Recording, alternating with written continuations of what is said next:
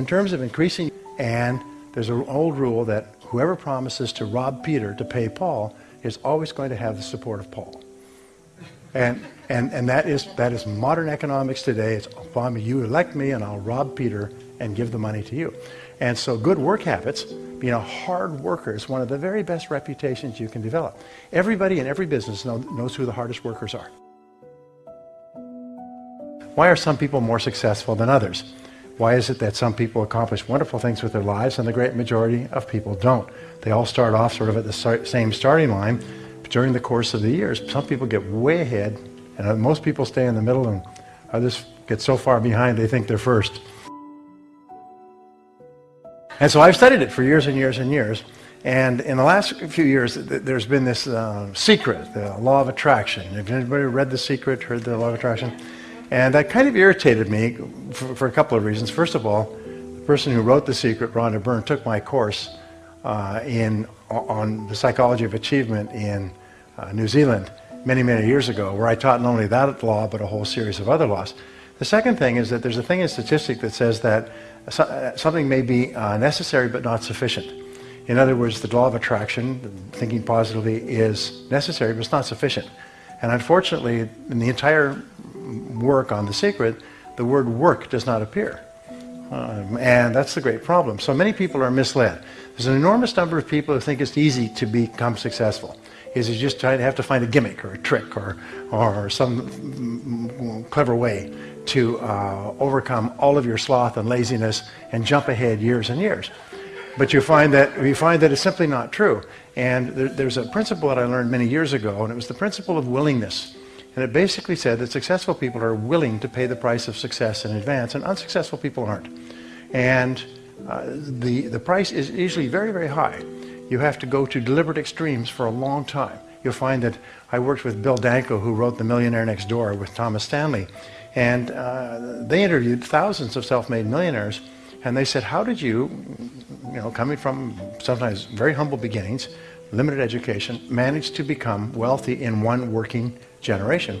And they said the same thing. They said, well, I didn't have great intelligence, I didn't have a great education, didn't have a great family, but I was there. No, it's just a nose faster. People who succeed in life are a nose better. They're a nose ahead of people who don't even appear on the rankings. You have to become a completely different person. You have to develop character beyond 99% of the people in the world. You have to develop honesty and discipline and quality relationships and the willingness and the ability to work and set priorities and all kinds of stuff. Because without that, nothing is possible. So once you earn your first million, then you are the person who can earn a lot of money. And the second million it's never easy. Never easy, but it's easier. The first million is really hard. The second million, not so much. So I found that there were 21 secrets. The first one of all is dream big dreams. I couldn't believe it. Every single person who finally made it said the turning point in their life, they were driving down the road of life, not making much progress, which is that 80-20 rule that you hear. 80% of people make 20% of the money, and 20% of the people make 80% of the money. And what happens if I'm a millionaire? And I will work hard, long hours. I will sacrifice. I will pay the price. I will do everything that is necessary, because you have a millionaire maker organization right here. The sole focus of this job is many wonderful benefits for users of the product, but the sole focus of this is for you to become wealthy by becoming successful, so that you can do all the wonderful things that you want to do for yourself and your family. So make a decision that, by gum, I'm going to do it. And I realized at the age of 36 that I'd wished and hoped and prayed, but I never made a decision. I thought, yeah, maybe someday it'll happen. Maybe there'd be a miracle on something. So I bought penny stocks or mining stocks, and I did all kinds of stuff, and not a darn thing happened. And then I found that the two things that millionaires say, number one is I was not more talented or smarter. I didn't get better grades than other people. He said, but I was willing to work harder than anyone else. I was willing to work harder than anyone else. I was willing to work harder, start earlier, work harder, stay later than anyone else. And self-made millionaires on average work about 59 hours a week. They work about 6 days a week at 10 hours a day or 7 or 5 days a week or 12 hours. There are very few wealthy people who work 5 days a week. In fact, there probably aren't any. Because you didn't bother. With regard to creativity, there's a direct relationship between the number of ideas that you come up with to improve your life and how successful you'll be. So successful people are always looking for different things, for different ideas.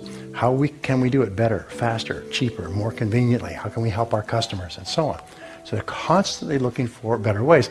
And there's a relationship is between the quantity of ideas determines the quality. You know that 99% of business ideas don't work? Did you know that? It's a real shock. Does anybody here know what I'm talking about? Try this, try that, try this, try that, try this, try that, and nothing seems to work. And then you start to think, maybe there's something wrong with me. Maybe there's something wrong with my product or service. No, you just have to try a lot of things. And eventually, if you do it right, you'll eventually find the way that works.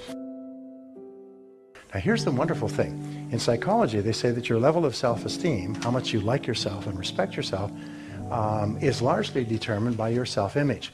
And if your self-image is that of a person of character, every single time you behave with character, you do what is the right thing, you like yourself more, and you respect yourself more, and you feel happy inside, and you feel strong, you feel powerful, you have a strong handshake. Your self-confidence actually goes up.